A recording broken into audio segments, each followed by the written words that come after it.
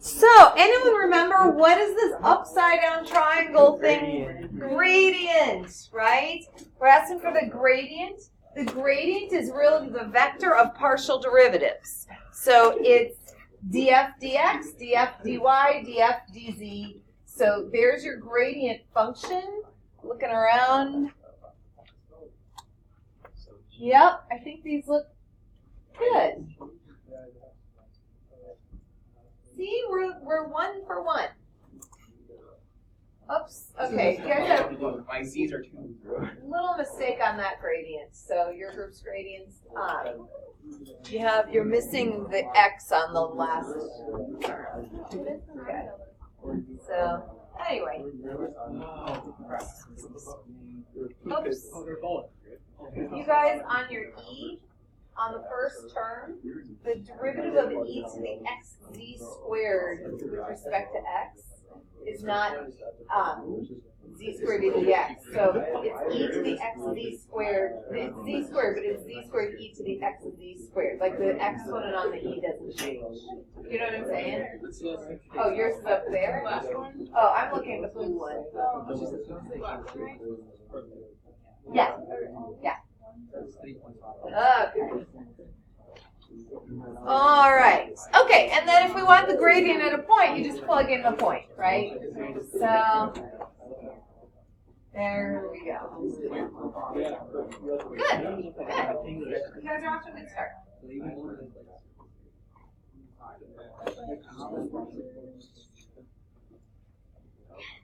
All right. So today our first section of chapter 16 is called vector fields. Vector fields. Fields of vectors. How lovely it is to run through a field of vectors. In the summertime. Right, Ryan? Yep. Yes. Okay, so the only 2 outcomes we're hoping for today is that you understand what a vector field is, and you can determine whether or not a vector field is conservative. Okay.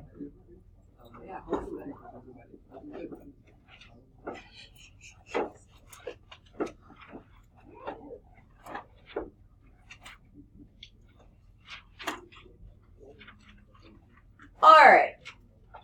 So, in chapter 13, we studied vector-valued functions. I don't know if you remember this whole year. We started chapter 12 just with vectors in general, right? Like kind of refreshing our memories on dot products and cross products and that kind of stuff. We learned how to write parametric equations of lines and planes and all that kind of stuff, right? Then in chapter 13, we moved on to vector-valued functions.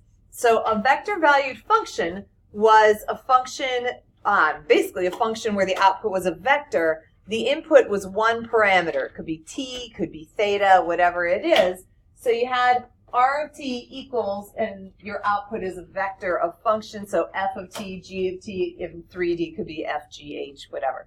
So anyway, so that would be a vector-valued function. One input parameter, and then you output basically, like if you for whatever t you plug in, you essentially get this like vector in space, and if you connect all the outputs together, you end up like forming a line in space, basically, right? Some sort of a path, right? You get a path. Okay.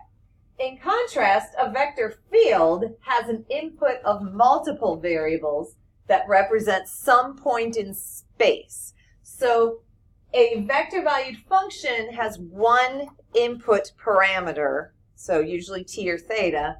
A vector field, now instead of having to parameterize the input functions for our vector, we could just have the vector be in terms of x and y or x, y, and z, depending. So what happens with a vector field is you input a point in space, and you get out a vector at that point in space. So we'll talk more about that in a minute. Okay. So even though, that was actually what I was going to say right here. So even though vectors don't have a location, what you really get when you sketch a vector field is you kind of think of the initial point as the point you're plugging in, and then from that point, you sketch the vector, the output, right, in whatever direction and magnitude it has. So anyway, so that's that. So one example of a vector field we've already used is the gradient, right? A gradient is a vector field because it is a vector with input functions, and the inputs are ordered pairs or ordered triples, right? X's and Y's, or X's, Y's, and Z's. So gradients are examples of vector fields. I don't know why I have this refresher here. You've already found a gradient today, but you guys seem to like finding gradients. So take 1 second, find the gradient of x squared, y squared.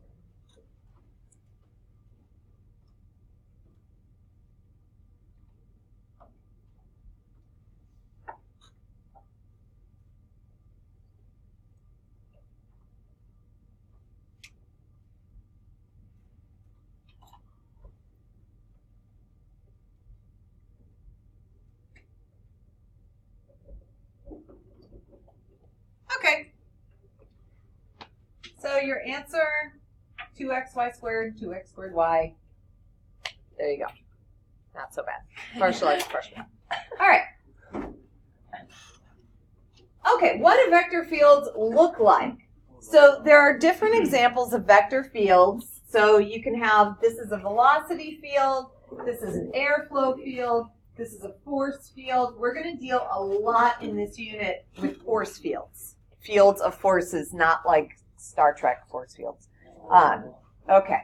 All right. So a vector field consists of infinitely many vectors, but normally we just graph a few to get an idea of what the field looks like. Think of slope fields. To me, vector fields kind of look like slope fields, except instead of having little tangent lines, you have little arrows, right? They are physical examples. Oh, there are physical examples of vector fields, such as the 3 that we've got right there. So anyway, different types of fields, but this is the one that we're going to probably be using the most of. All right. So the first thing we have to do is learn how to sketch a vector field by hand. So we're going to sketch a vector field for the vector negative yi xj, or negative y comma x. When you're sketching a vector field, you can just pick points at random. It's kind of like when you have to sketch a slope field. You just kind of pick some random points and plug them in to get the slopes. So when you sketch a vector field, you just pick some points at random and plug them in to get the vectors. So I went ahead and picked 5 easy points to start us off, and we're going to go ahead and do this together and sketch. So all you're doing is taking your point, think x, y, and you're plugging it in to your vector function to get your vector, right? So you end up if we plug in 0, 0, we just get 0, 0. Just get that. But if we plug in 0, 1, let's say that's here, we get the vector negative 1, 0. How do we sketch a vector negative 1, 0? It tells us we're going 1 to the left and 0 up or down, right? So we end up with a vector that looks like that.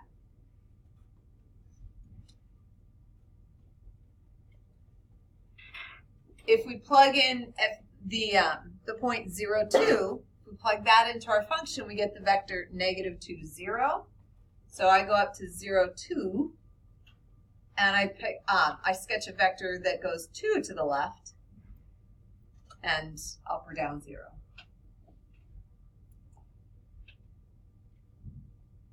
So your point is like your initial point of your vector. And then the vector itself tells you like how far to go in each direction.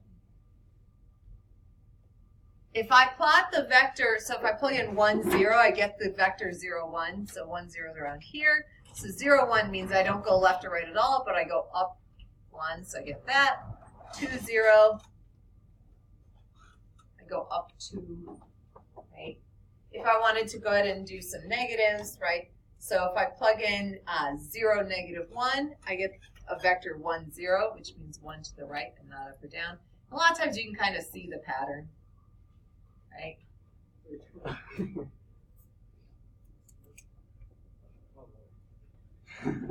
What? Is that not good? That's beautiful. Thank you. I like it too. Yeah. I went ahead and sketched a few on actually using like just the draw feature of Notebook. How'd you good?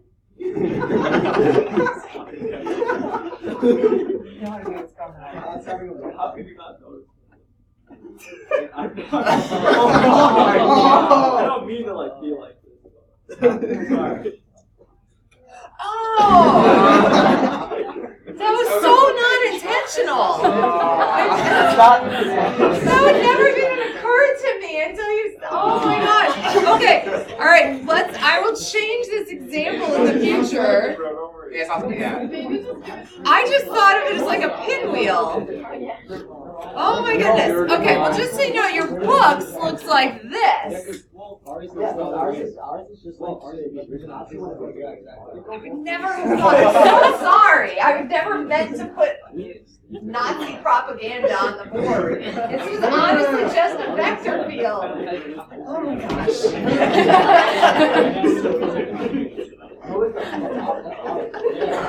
Miss Price, that's okay. All right. This example is gone and will never be refuted. See, now I can't back up the recording. Yes. It makes you feel that's actually the right sign. It's like it means peace and hope. Like in Hinduism. Okay. Oh, thank you. There we go. That's all that was intended with it, really.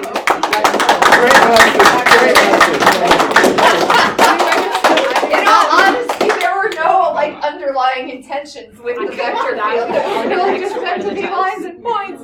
Oh my goodness. Okay. I'll forgive you if you give us an extra point. It'll just be gone. Right over our head. For the suffering from that last problem. Okay. How about, why don't we try and sketch this one? Hopefully this one will be okay. So try on your own to give me a good sketch of the vector 2x comma y, the vector field for 2x comma y. All right. So there's a bunch of points. So this was my beautiful vector field, and then this is the one that the book gave. Theirs is much nicer, but anyway, mine just looks like that. So all along the axes, you're just staying on the axes. So you need to go away from the axes to get stuff that kind of branches out. Anyway, all right. Do you guys get the idea of how to sketch one? It doesn't have to be perfect, but yeah. Okay. All right. When we're sketching it, do you want us to make it symmetrical? Like, what do you want? I never actually ask you to sketch one, so it really doesn't matter. Yeah. And in your homework tonight, I'm pretty sure it's just matching for that part, so I think you'll be fine. I hate letter signs so much. Okay. Do you really? I don't know. To an extent, yes. Okay. That's fair. It's okay to be honest. He said he hated WebAssign. That's bad. You like it or you hate it? You like it? So if you know, no. It's just super long. Yeah, WebAssign problems are like. So. It feels like it's a lot of practice and it's really complicated with actually.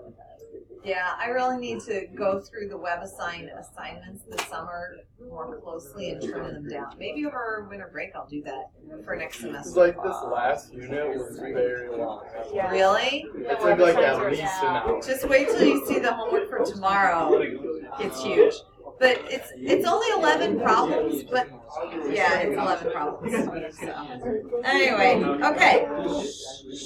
Because I was looking at it because I was planning, I was going through all my plans trying to see if there was anything I could cut to make it shorter. And so I looked at the homework and I'm like, it really is all in this. I gotta keep it long. So anyway, okay, conservative vector field. So a vector field F is called conservative if there exists a function such that that function equals the gradient of f.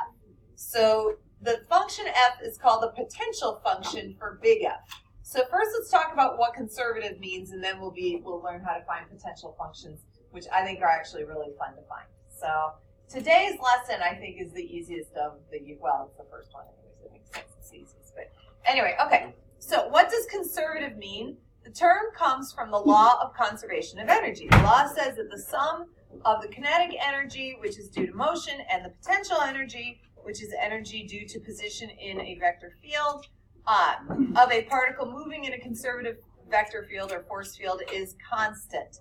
Note that the law only applies if the field is conservative, so this is what we're checking for. We're checking to find out if a vector field is conservative, because if it is, then the law of conservation of energy applies. All right, so we're going to start by showing that big F, and I'll tell you, almost in this chapter, every time you see a function called big F, it's almost always denoting a vector field. They use like big F for vector field. Anyway, so big F equals 2xi plus yj, show that this is conservative. So really what you're doing is you're trying to find a function whose gradient would be this. You're trying to find a function whose gradient would be this. So I'm not going to teach you how to do it yet. I want you to think about it, but you can talk to each other. Take a minute and see if you can figure out a function whose gradient would be that.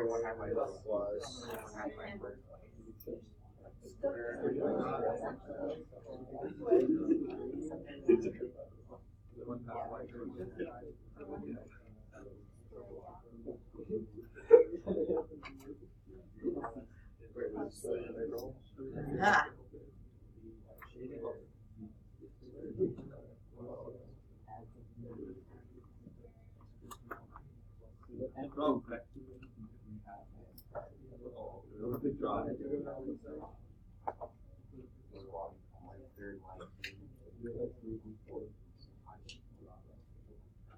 Oh yeah, cool. Yeah.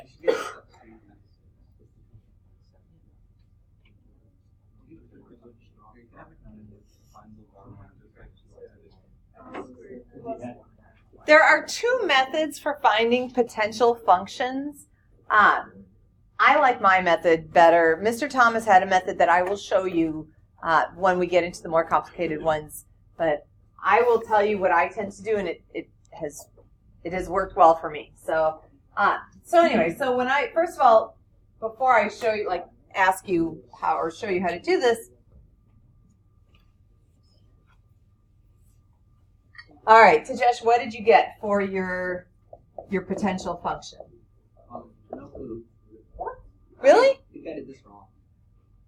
Okay, tell me this. What function has a derivative of 2x? 2. Okay, not what is the derivative of 2x?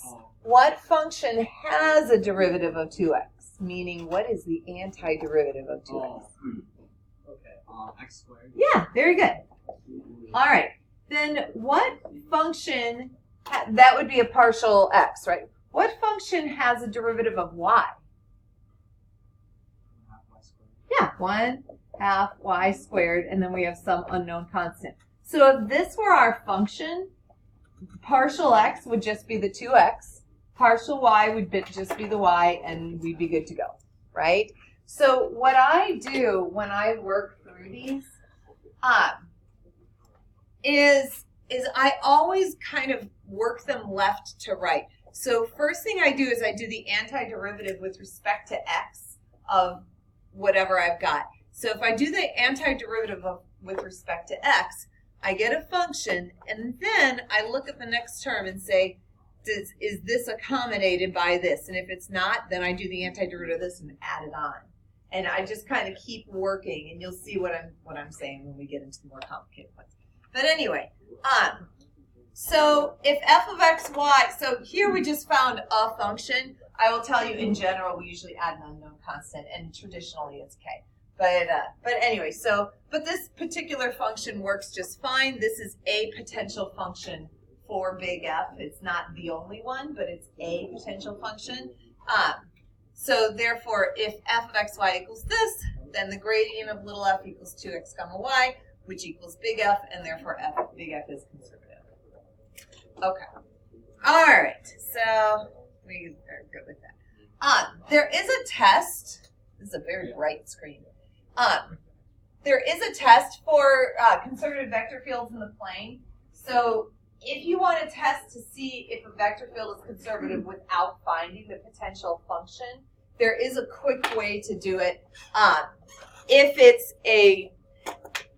There's a quick way for a vector field with 2 components. There's another way for a vector field with 3 components that's a little bit longer, and that we aren't learning because this book moved it to like the middle of chapter 16. So anyway, I'm just going to show you the test for conservative vector fields in a 2-variable function. So anyway, so here's what you get. If you're big F, if you call and get used to this notation because this gets used a lot throughout the unit. So if the f of x, like if the first part, your x component is, we could call that m, and if we call the y component n, then if partial n partial x, it's like reverse, equals partial m partial y, then the vector field is conservative. So, and that's kind of an easy, quick test that you can do. One way to think about it is you could also think of this if you find what's called the determinant of the partials, like by putting the operation here and then the actual thing that you're operating on. So d dx of n minus d dy of m, if this equals 0, then the vector field is conservative. So anyway, it's just a quick check so that you don't have to sit there and find the potential function, but most of the time I'm going to make you find it anyway.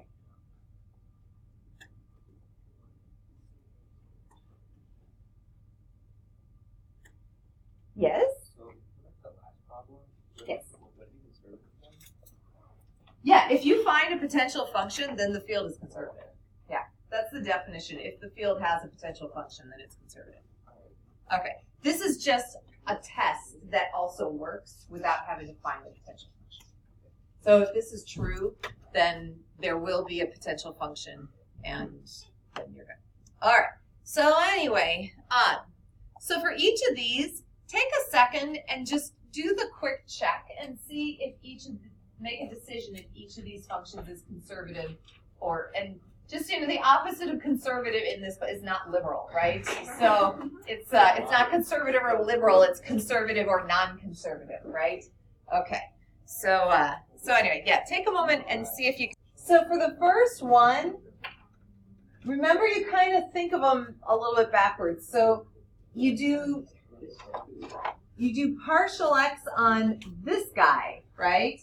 So what's partial x on this guy? Y. And then you do partial y on this guy, which would be x squared. If they don't equal, then the vector field's not conservative.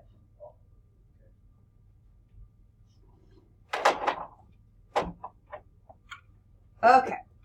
For this one, if I do partial x on this guy, I get 0. What about partial y on this one? 0. Since they equal, this vector field is conservative. Yes. Oh, Sure.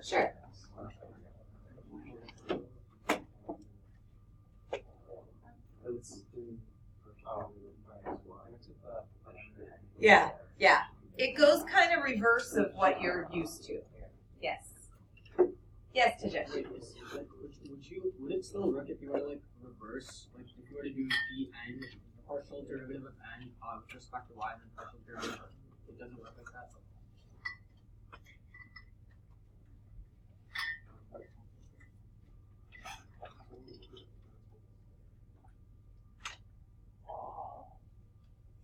Okay. Any other questions on this page? All feeling Okay. All right. Okay. Putting it together. So first I want you to test to see if this vector field is conservative. Then I want you to find a potential function. Okay. So partial n partial x. The second part partial x. What's that? 2x. Partial m partial y is 2x. Therefore, the vector field is conservative. Okay. So potential function, so what I do when I do these, that's the answer, but okay. So here's what I do, ignoring that and just looking at this. I'm going to rewrite this. So big F of xy equals 2xyi plus x squared minus yj. All right. So my little f, my potential function, so I look at my first term and I anti-differentiate with respect to x, and I get what? X squared y, right? All right. Then I look at my next term, and I think, well, if I were to differentiate this with respect to y, would it give me this, right? Well, it gives me part of it. It gives me the x squared, but I still have this minus y out here. So I have to make sure that I add a term to get this guy. Are you with me? So if I take this term alone, differentiate with respect to x, I get 2xy. If I differentiate with respect to y, I get x squared, right? So I've got the x squared part, but I still have this little guy left over. So for my potential, I need to add another term that would give me this. So what term would give me this guy? 1/2 y squared, right? So, yeah, I don't know why I'm not putting a plus k. Oh, there I am. Yeah. So anyway, yeah, so you have, so now if I differentiate this whole thing with respect to x, I get my 2xy. And if I differentiate the whole thing with respect to y, I get x squared minus y. And then I'm good.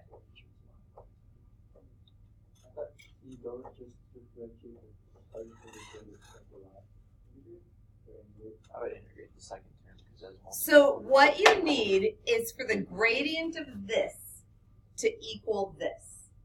So this whole, when you do a gradient, the whole function, you do the partial of the whole function, partial x goes here, then the whole function, partial y goes here.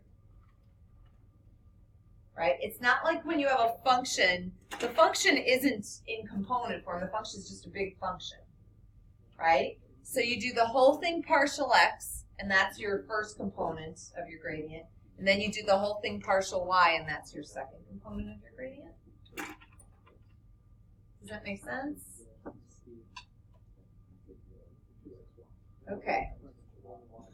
Mal, how you doing? Yes.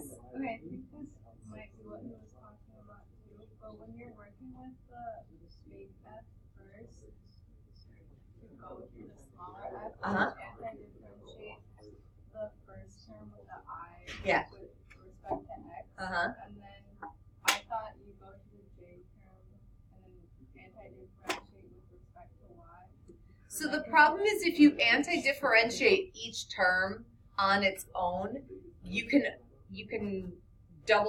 overlap. You're going to double stuff. Because remember, the whole function gets used for every part of the vector field. So what I do is I do my first term, then I look at my next, I go backwards, and then I kind of go forwards and check and see, hey, have I accommodated this with this guy? And if I haven't, then I keep going. So okay, I'm going to show you the other method. Because you guys might like the other method better. I'm almost like now thinking maybe Mr. Thomas had something here. So here's what he does. He does the integral of, right, with respect to x. So he does the antiderivative dx. Let's see, how do I say this? You guys should write it like this. So I'm going to say it's just the ith component, though, with respect to x. So integral of big F dx, but I'm going to put I for the ith component. All right, so you get x squared y. Then you do the jth component dy. So if you anti-differentiate the jth component dy, you get x squared y minus 1/2 y squared.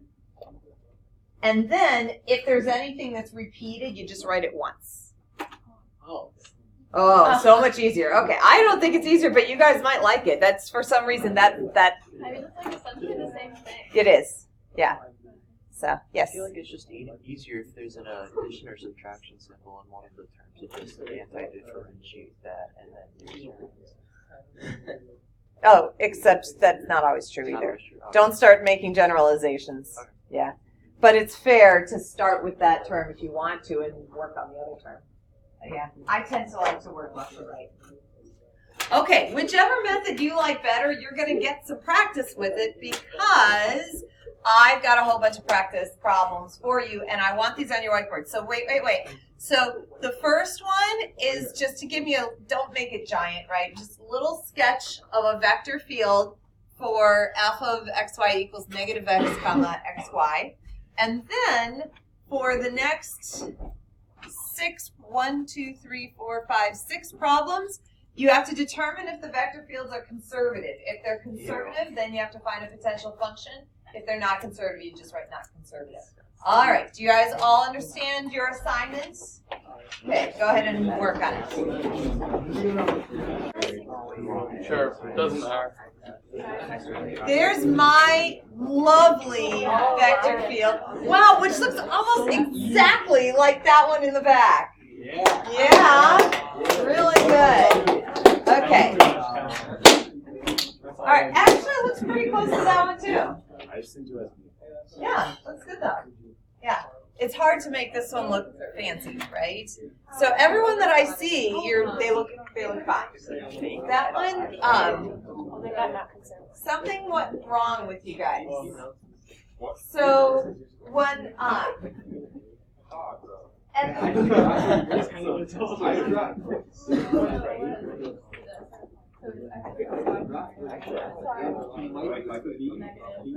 So if you're at the point 1, 0, if you have the vector negative 1, 0, that's not down, so that's about it. Did you change So just be careful because there shouldn't be any vertical. Yeah. They should all be either horizontal or so yeah. Okay. All right. So for letter A was conservative. F of xy was e to the xy plus k. Good. I can't. Where's the A? Oh, there it is. Okay, plus K. Yep. Oh yeah, I don't think we wrote this down. Okay. All right. Okay, same thing. You guys got it though, just missing a plus K. All right. Good. Now, if it just says find a potential function, technically you really don't need a K.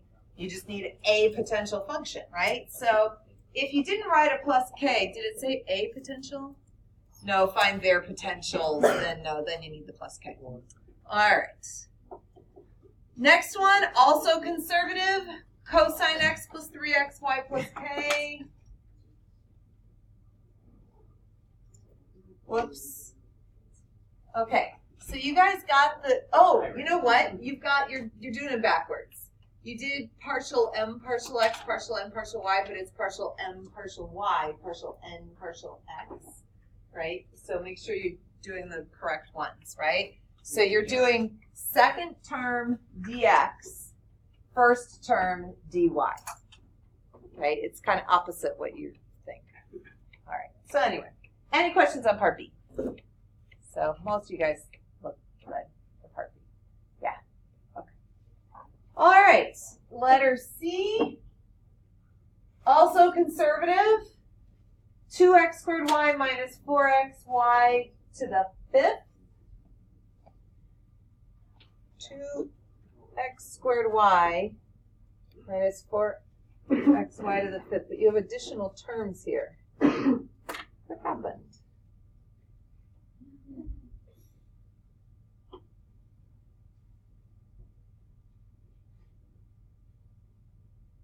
Okay, so you guys, it looks like you just anti-differentiated everything with respect to everything. Because I see like you did the 4xy with respect to x, and then you did the 4y to the 5th with respect to y, and then you did this guy with respect to y. Oh, and this guy with respect to y. So this guy you did with respect to y instead of x, and it messed things up. So anyway, okay. Do you want me to? I'll sit with you during court if you guys have questions. Okay. So for letter D, the sines and cosines, not conservative. Did everyone get not conservative for letter D? Oops. No, you guys have conservative. Oops. Oh wait, so it is not. Yeah, it's not. There's a negative. Yeah. Yeah. The derivative of cosine is negative sine. Okay, good. Good fix. All right. Okay. Letter E, conservative. So some of you guys wrote not conservative just so you didn't have to find the potential function. Yes. Okay, so when you're doing your potential function for the first part, when you integrate 2x over x squared plus y dx, it's just a u substitution. It's not a crazy hard integral, right? So did anyone actually do it? You guys did. Well done. Oh, you guys, you have to hang your head. It's okay. You say, Mrs. Price, we did it too. Look, give us glory, right? Okay. All right. Oops. Except you wrote log. Okay, but you tried. That's good. Okay. Yeah. So let's see. So it might be a log. Oh, and it might be. You might be right. You may be right. I can just look at the answer. It is that. Oh, you guys got it. Yay! See? Star. Okay, there you go. All right. Good. Okay, and then the last one was a little blue, but it is conservative when you do the gigantic derivative. But the antiderivative really isn't that bad. So x squared plus 2 right? X plus y. Okay. I got the conservative. All right. The main thing I want to make sure is you all get the gist of how to approach these. Do you all understand, even if you might not enjoy them, you get how to do them? Yes. So for this circle, partial y of the horizontal component. Yes. And the partial x of the vertical. Yes. Yeah. That's the test. Yep. Okay. Good. So it is core time. Core time.